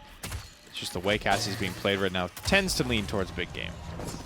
Frostbomb comes through. It's not going to connect with anybody enough to do any damage or lock anyone down. In a minute and a half, this payload's been the most consistently moving, I think, that we've gotten all day on this map. It is that dangerous game. 3-2. Penta could potentially tie it up right here if they can keep themselves going forward. And a kill on Zarini right here would definitely let them do that. Gotta hit these shots. These are big shots. Zarini connecting with most of them. People getting low, but Perdo. Did he die? That would have been a great Frostbomb there. Went right over the heads of 3 people and somehow ended up not hitting anyone there. Chunking away, though. Karate chop through the shields. Big damage as well from splitting ice. And for now, it looks like this defense will hold. 50 seconds left, but this is a nice, long-winded map. If you die here, it feels like it just takes forever to get to the other side. Of course, if they have any master riding on the side of Penta, which with 3 front lines, I wouldn't be too surprised to see that kind of thing built up. There's at least 1 on Cruncy, and it's master riding 2. It's going to let him get back a little faster, right? Get back into the fight, get back into the zone, try to keep him around. As you can see, already kind of running up on the fight. But just getting to the payload and getting to the fight are going to be 2 separate entities that he has to deal with here. Well, he keeps trying to do that thing where he just dives this enemy support, pops Ancient Rage, and gets out alive. Now he'll pop the Ancient Rage. Looks like they want to go for the end of the game here. Nice hook. That's critical. Takes down Zarini. Simsalo's falling in the backside of this fight. Seismic crash, but it looks like Maeve actually bounced into spawn. I mean, just enough of the mobility being able to carry over. Stuns him out, but she stays alive. Midnight comes through, and that's going to open it up. But overtime coming through. Cruncy's gone. You're looking at a Raze potentially getting boxed out right here, depending on where Ninu wants to go with it. And the fight seems all over the place from Penta. Gotta hit these. Slowly but surely getting taken down. It's just about enough of them. Things are getting a little hectic on the objective, so many front lines to play with. Sheepa gets assassinated from the back, and Ovum is still standing, finally going down now. Zarini's doing his best to try and stay up, but if he falls, that's it. No more front line. Simsaloo assassinates the support, and that might just be it. Sour team defense successfully. Are you kidding me? No! I think we were watching Arrays there, and I think Arrays showcased one really important moment, and that is that fight, I think, is won if he's able to connect those shots, but he just wasn't quite tracing the barrack enough. He wasn't quite hitting every shot. Yeah. And because that was one of those that make or break moment where it's like you have to hit 100% or it's the same as hitting 0%. Like if you are not hitting every shot, you don't get the push there. But if he hits every single one of those, I think Penta win. Well, Dragon is the only ultimate available for Perdo, and it'll have to be good because there's not a ton of Bulldozer to shut this down. It's really just a Raze. Ovum has it as well, but I mean, that's, Inara doesn't scale super, super well with that, and especially fall off over distance. It looks like he's lining up, wants to get this. No Ancient Rage, so Kate Cruncy can't just dive the support willy-nilly. He's going to have to think about it a little bit more. Raze, though, finding a line of sight, gets 3 bolts off into the Dragon. And this crossbow looking like a scorpion as it plugs this Dragon for thousands and thousands per shot. Been tested against the best of Dragon Bones. She's the hunter's daughter, and she can hunt anything if she needs to, and that's where Cassie's going to play her role right now, but unfortunately, it doesn't seem like that's going to be helping too much. Perdo gets 1 kill. Simsaloo Ovum answer back with their own. And Raze is just kind of playing on the side. Again, just doing exactly what you need out of a Cassie, where it's just, I'm going to chill, I'm going to be consistent, I'm not going to do anything crazy, and I'm going to let the front lines play the way the front lines need to play. Penta take back the steering wheel, and they seem to be driving this one right into their favor.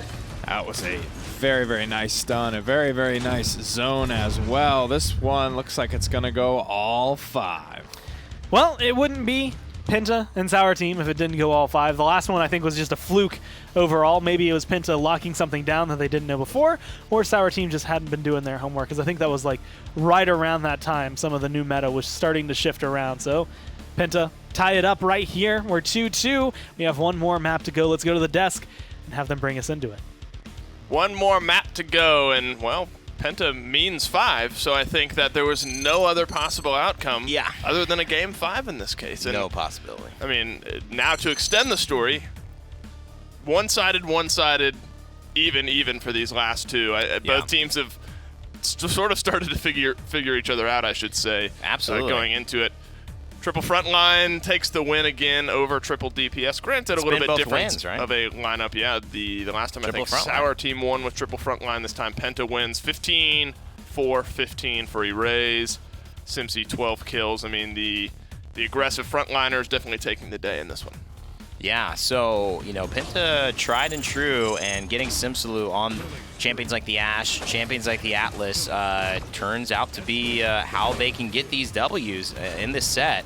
I just wonder how Sour Team are going to deal with this draft now, because it's the second time they've been pigeonholed into maybe a less than ideal situation, and what Zarini is tasked with, if he misplays by a hair, is just going to overwhelmingly end in defeat. So they're really leaving a lot to him, and he's proved that he can handle big-time pressure situations, but it's just such a tough battle as Barrick against all of this damage.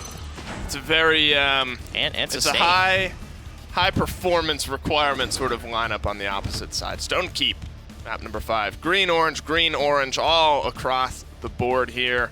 Yeah. Going to a game 5, Evan. Who do you? I mean, you can't see picks and bans yet here, but I think it's hard to determine who's going to win just because both teams are playing so closely. It's these small moments that end up deciding which way it goes. Well, this should give Sour Team first pick. Yeah. And Penta have done both of their wins, I believe, in the first pick position with the triple front line kind of priority.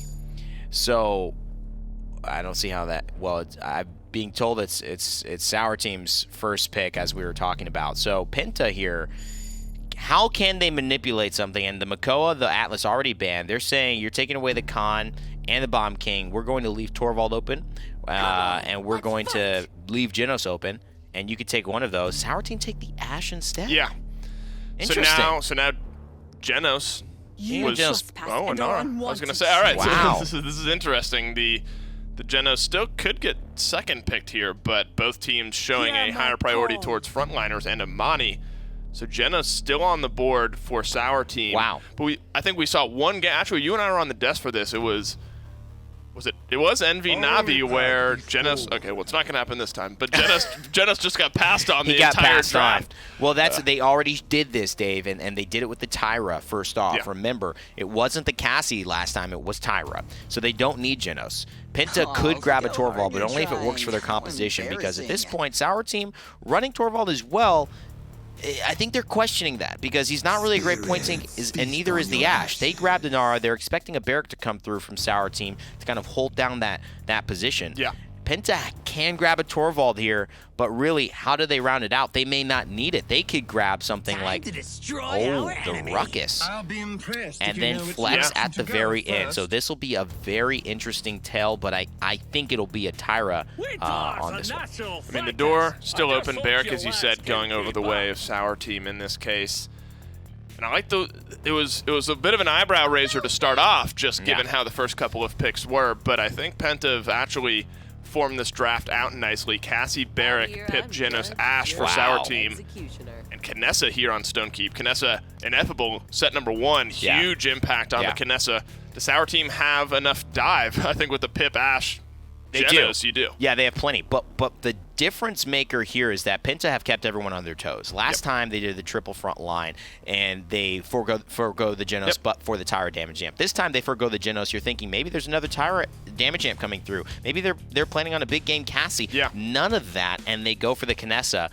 It's a relatively backline comp. Aside from the Pip and the Ashe, Sour Team do have to perform, but Penta have thrown people off. They have. Maybe enough. I'm very excited to see how this one plays out. Game number 5 on the books for us. Kinessa yet again on Stonekeep. Who's going to come out with it?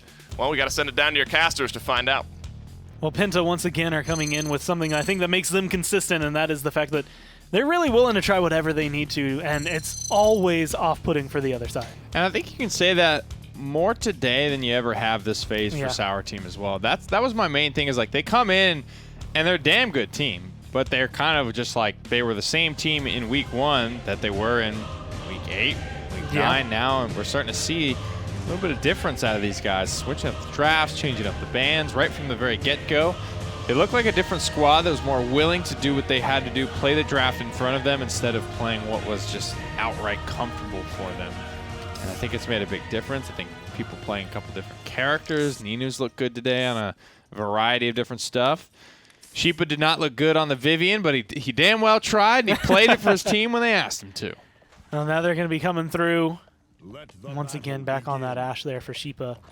And I'm more than anything interested in how Simsy's going to be playing this Imani and how this Kinessa is going to impact the fight. Because we saw earlier exactly how she can impact the fight and how it can make such a huge difference on Stone Keep. But you have to have those moments where, I mean, earlier it was just greatness. Well, headshot after headshot. Hey, Crunchy, say what you will about him, but he is indeed brave. Not afraid to lose his life. Diving onto people with Makoa, with Ruckus. Always getting at least that 1-for-1 trade. It's a good way to get things started with the boys. 30% captured for Sour Team. Arrays on Kinessa. He's got the most unique job here. We got to see this earlier today as well. Very, very good. This is going to pay big dividends if they can get it onto the offense. It's so good at giving you those picks. Nice 1800 headshot on the Pip. Doesn't make a difference at all. Ninu just goes ahead, moxies that one up, and then jumps around and finds himself a kill anyway. Make it 2 while he stays alive there. Zarini gets credit for it, but this Pip is just so strong. But it does limit where he can play, being, you know, a giant. Like, next to Barrack, one of the easier to hit headboxes overall. Speaking of easier to hit headboxes, there's going to be a Headhunter and an Evil Mojo. That was bad. And neither of them are going to find anything. That wall was like there. It was there. That was not like a, oh, I'm going to shoot it and the wall happened to come up. That was like, huh, I wonder if I can get this over the wall. Huh. And then he shot the wall. And the wall does not turn into a chicken. Yeah. We've learned today. I mean, maybe the thought process was, yeah, I can sneak this over the top and then Ashe can grab the kill. But that's the turnaround moment there, and Penta are going to get the go-ahead capture in the first round. They do get their Kinessa on the offense, and this is where this pick transitions. It starts to come alive. Early on, it was up to K-Crunchy and Sims to dive in, control, grab picks, and make sure this Kinessa had some space to be somewhat useful. And now, as you can already see, Array's finding the first kill here. He can stand way back in safety land. Nobody's going to be able to push him this far back, and he just finds big old headshots because it's relatively exposed there on the back 9. Most of the time, the biggest limiting factor is the range. People are cool just to stand out in the open because they're far enough away that they feel safe, but not anymore. And what I love is essentially to move yourself forward to the point where you can deal damage on Sour Team's balcony. You have to show your head to where Arrays is going to be looking right at it. Wow. And so I'm looking play. at them as potentially just being able to come through and find those picks, very similar to what we saw earlier. And of course, you've seen a couple of 1800 hits onto that Pip. But so far, he hadn't had any crazy killing moments. I think that's when we're going to see this Kinessa come alive, is when it finds one, even just one big pick at this point would be enough to warrant the choice. Gotta watch out for Pip now, as they've taken back a lot of control of their high ground. K-Crunchy, he's making his way up here. Try and box this one out, make sure that he can open up some space for Kinessa. She needs at least this little court. Oh, okay, there it is. There's the big pick. There's the big damage on the Pip. You mentioned the headboxes, Barrack and Pip. Very easy characters to headshot as far as Paladins go. They do indeed. And they are going to eat these bullets. For big brains. Sure. Why not? Depending on how it comes through. I mean, one makes turrets, one makes potions. Yeah, I guess you're right. They're both crafters, creators of some sort or another. But either way, it does make them a little easier to hit and headshot. And that's why Headhunter was so important earlier. I thought it was going to be a pop this, 2 pop the Pip, and then boom, you're set. You get the kill. But it didn't come through for anything. Now it's charged back up. And unless something crazy happens, I don't know if we're going to see it popped here. This kind of feels like a let's charge whatever we can. Yeah, we're going to go for overtime. We can go for the push, but Penta aren't really counting on it here. Especially with Evil Mojo. Yeah, that'll probably do it. But you're okay to do that. Just cut your losses. Got your ultimates, got your Evil Mojo. You got to assert dominance out. Those are big resources that aren't going to be available now. And as we're looking at the ultimate economy for Sour Team, or for Penta, excuse me, we're looking like they're in a bit of a better situation for sure. And definitely going to be able to control more of the objective, at least early on. I think the only issue they're going to have coming into this is playing around through time and space, because sometimes we've seen even the best teams just get caught off by one good shot from that. Or playing around what will soon be a dome shield. Zarini's going to have that. And it's going to come at the crucial moment, right? Like when Penta are able to get to their 80%, that's when Zarini's going to have that fully charged up. And that's when Zarini's going to be able to zone them out with it. So you're going to have to play around the idea of the dome shield in the latter half of the mid fight. And reaction time's good there. Quick little dismount. Gets the steady aim charged up as well. I believe he's running steady aim, not headhunter. Only these 1800. Close, but no cigar there. Barely manages to skirt that time and space. And that is one of those times he feels the heat, but he doesn't get clipped by it. And I mean, 2100 health is not a lot to survive through moments like that, but it's going to be enough. Here comes the Dragon. Simsy last week gave us one of the hottest plays on this pick, on this map. The question is whether or not he can do it again. The fire is there, and they're running into the exact same position, but this Dragon is drastically dropping its health bar. Almost able to have a repeat performance, but this time around it's just locking them down. That was crazy. That was really, really looking like it might be a run back. 84% though for Penta on the objective. Sour Team's got to make their move, and they got to make it now. Dome Shield is spent. Sheepa looking to shut down this Kinessa, but Simslow's already found two. Man, I feel like I've said this a lot, but I'm going to throw it out there again. Poor Zarini. He's just left on the point to get bullied by everybody on Penta. Now you're going to have Sheepa like in a position to jump in, but very much in the same position as Zarini. Just as kind of there between every single member of Penta who are ready and willing to shoot him down. Well, thus the push begins again. Off we go again. You're right. Herdo's the first casualty of war. This Kinessa looks to move it. Oh, nice little route there. Don't even need the follow-up shot from Kinessa to make that a reality. Could use a reload here, a raise, before you get two in this one. There you go. Nice. Gotta keep an eye on the bullet count, you know? Oh, yeah, especially with Kinessa. Like, so this is the one thing. You'll notice there's, you know, the 5 shots being able to come through. It's taken a big difference because, well, where you're charged is going to determine how much it comes through. But a fully charged shot consumes a good chunk of ammo here. You can see Array's kind of playing around with that one. Getting some good shots. Good kill. Ooh, nice. This is where it needs to come through. Big, big, big CC immunity there. Pop to keep Inara safe and out of harm's way. Ovum, he's had to deal with Evil Mojo more times than most people in his life, so he's absolutely prepared for that interaction, that engagement. Sheepa lower and lower, put in a corner as well. You can see his whole team. Look at the payload. K Crunchy diving onto it. Someone's got to get there. Hexifire's ready to go as well. Gore, this is looking scary. They just... I don't want to call it a sneak, but they kind of snuck it past. Like they kind of did. It's that we got them aggressive, and I feel like I'm going to pull some words from an IP here because we've heard them talk about how a lot of people will panic in certain moments of the game, and that's one of those moments where it's like, oh man, they're moving that. Like we were focused on this Inara. Like 3 people ran her down. Ovum killed our Pip, so we were focused on trying to get rid of her. And we let that payload slip a lot further than we intended to. Let's try to fix it. And when you don't think about how to fix it, because you have to get down there fast, all of a sudden you're fighting a 1v3 on one side, a 1v3 on another side, or a 1v2 on the other side, and then everybody just keeps getting taken down. And it gives Penta a really crucial lead here, as they're 1 point away. Simslow did kill all 3 of those people that were diving over on that high ground side, so there is an element of I can't respond to this happening because I'm dead. Frostbomb goes through. Shields for now, but not for long.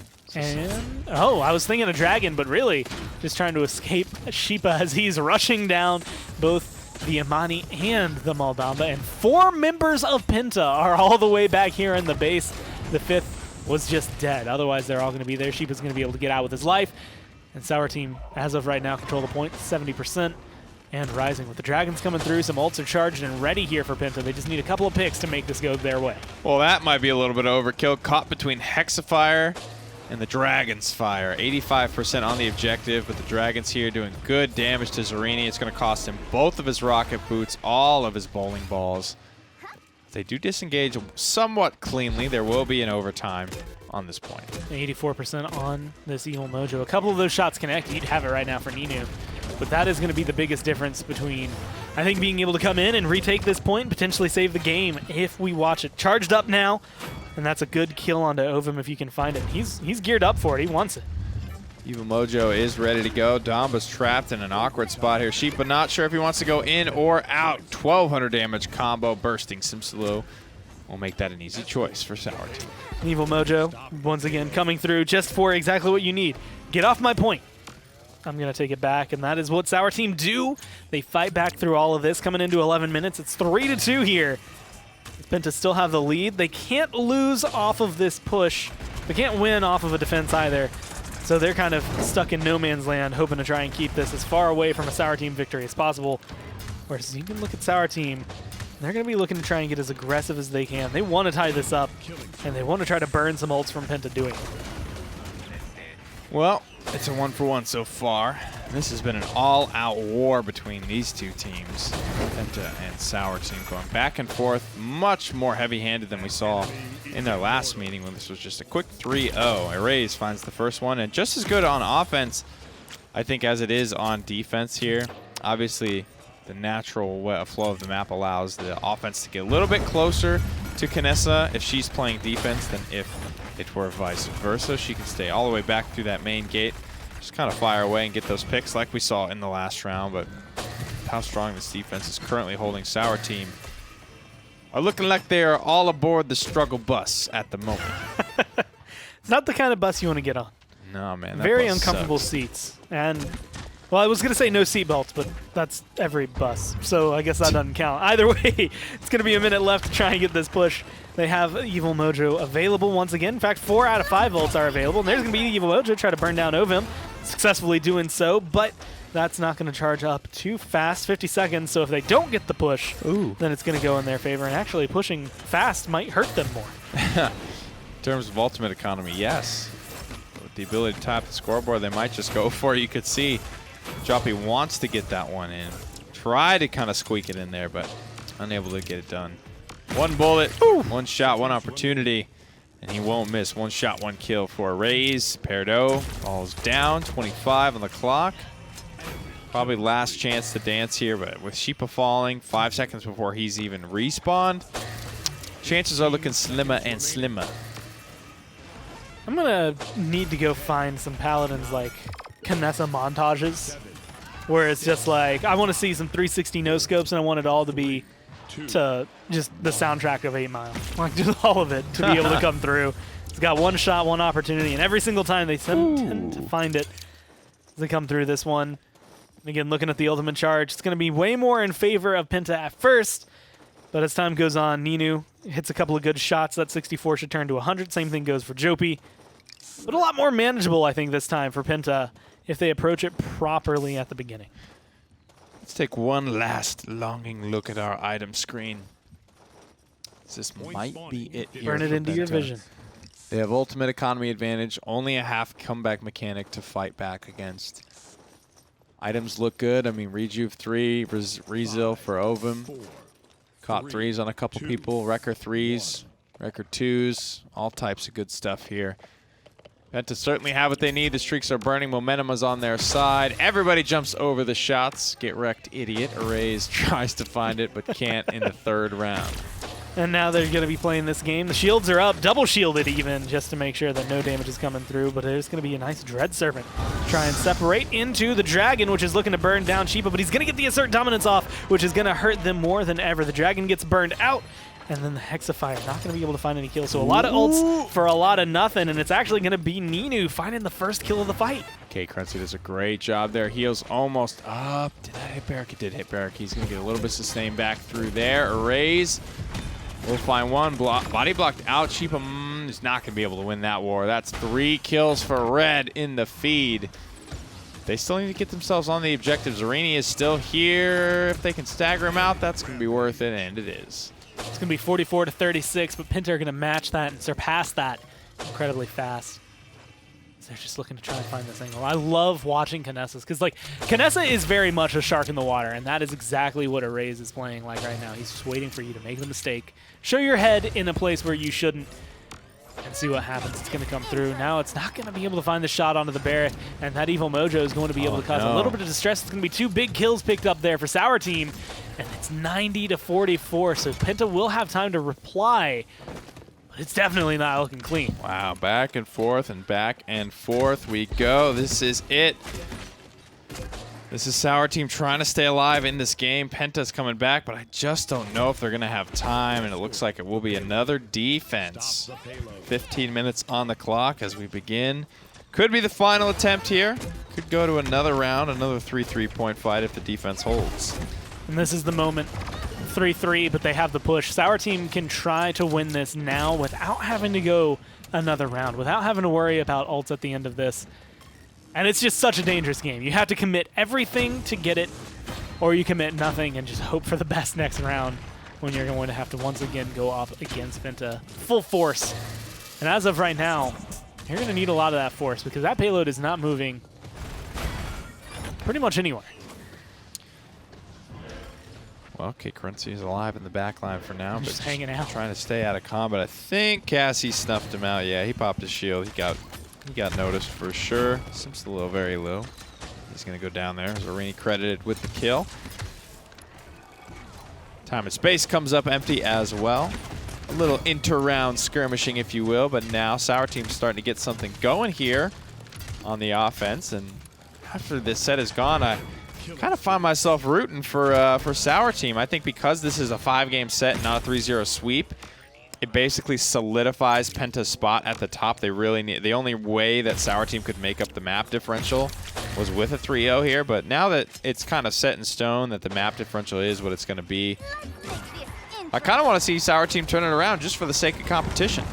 And being able to kind of keep it up again, I think these two, right now, Penta leads the series 2-1 when it comes down to their overall fights. So it'd be nice to have Sour Team match it up and just be 2-2 because I think that's exactly where these two teams really are. They are right next to each other, which is part of the reason. Like that map differential, that 1-3-0 is the odd man out. Otherwise, these two would be pretty much right next to each other. And I think that was Penta having, that was a 1 week of understanding and clarity in play that I think blew everyone away when it happened. And as of right now, it doesn't seem like they're going to return quite to that form. They're definitely willing to try out a lot more. And I'm thinking back to kind of what Phoenix had said in an interview recently where, you know what, their goal on the side of Na'Vi is to have as many strategies that you can pull out on land that will work in any meta as possible. And I think Penta are looking at the same thing. You know you're going, so you got to figure out what all you will need to make sure you're successful when you're there. Big shots right now. This pit bouncing every which way. 2 for 1 in favor of the offense. Big headshot there, though. Raised with a nice flick. Shield comes down. Another headshot. A couple of follow-up carbine blasts in the AR form. And that transporter actually didn't get off. I'm not sure what it got stuck on. But Ninu just goes 1 for 1. Sheepa gets feared away. Penta defense successful. The impossible 20-minute game. It is ours. It comes through. It is the final clash of these two teams. And I think it's very fitting that, again, especially after what we have seen with them all split, for the last set to go 5 games, for it to go 3-3 on the final map, and for it to be determined by, I mean, nothing out of the ordinary. No Dread Serpent, though, no Dragon. And so things admittedly are leaning in favor of Sour Team. They have been in more control overall than we've seen out of Penta. But that's been 2 rounds in a row where they've had some form of comeback mechanic. This is back to the old nitty-gritty. Well, Bolka on a 31 streak at the moment. Has a lot of his items picked out here. Chronos 2, Nimble 2, Morale 2, and a Resilience 1. As he loads into the last team fight here. Scout is popped by Cassie. A little bit of dad vision. Very, very heavy grouping up here on the high side of the map. Hexafire comes out and it will blast through Zarini. Sheepa as well, feeling the fury. Well done, Kate Krunz. That was the kind of ult you need to start the round, and now if you can get rid of that pepper, you're set. Ninu goes down, and that's going to be a 4-for-1 trade. And admittedly, I think it's worthwhile trading a raise for that. Get and accrue as much as you can on this objective. You only use 2 ults to find that one. You still have a Headhunter to try and thwart away any aggression from Sour Team, and then a Dragon to try and lock them down. If they're all in this tunnel again, expect a really good one. In fact, here it's going to come through. It's going to be looking for the shield is going to be blocking a lot of the damage, and that's going to be enough to keep them going. A cancel out as Amani gets pressured out, but is not dead yet. 87% and climbing. Ovum staying dedicated to the cause here. Wall goes up. Big moment for Cassie. Unable to claim any of those kills. Perdo falls. Sheepa falls. Bouncing around, trying to stay alive is Ninu. But a raise will pin him to the wall. Nothing left but little pepper booties as overtime expires. For the final time this set, Penta will grab the victory. They keep it close the entire time, but I mean, Sour Team needed that win in order to kind of at least get one map, make it 6 overall between the 2 of them. But because of that, you will see a little bit more of a gap between these two teams. Penta come out on top, but man, if Sour Team don't keep them on their toes every step of the way to get there. And I think that's kind of the overarching theme that I'm noticing between these two. They're going to be neck and neck. I'm excited to see what they look like the next time they potentially get to go up against each other, but that's going to be the last one, I think, for this split of these two. And let's go down to the desk to break down that final game. Thank you, gentlemen, and what a set number 2 of the day it was. The result is the same as the last time these two teams faced off, but the way we got there was much, much different. Yeah. As clean of a 3-0 as you can get last time for Penta, as long of a Game 5 as you could get this time, still for Penta, though. And I think it's exciting to look at how these teams are starting to look going into MSI. These are two very, very good teams that are starting to perform really well at the right time. And this is exciting. It's exciting stuff, Dave. You're not wrong. 190,000 damage, something to be excited about, too. It is. Only 5 objective time, though. How dare you on the Kinessa now? You're not playing Kinessa right if you only have 5. You need to be teleporting onto using there your you go. Using your escape using your hip fire, right. escaping onto the objective. I'm expecting at least 11 from a raise. So a few more seconds couldn't have hurt. 21-4 though definitely did what he needed to do. There were a few moments I think Prudo made some more heroic plays to even keep this game around, rolling in so aggressively to get that kill when it was 2-3 to tie the game up. You know, it was clear that they knew they had an opportunity to win.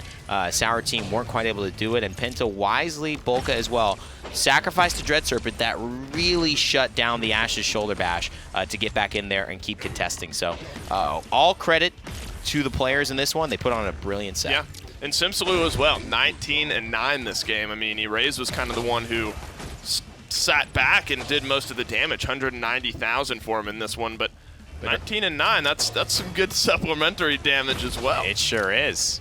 But Erase emoted on the point at the end of the game. So that's the difference maker that puts him up on top. Was that the 5 objective time? That was the 5 seconds. Oh, you're right. Was emoting on the point at the end of the game?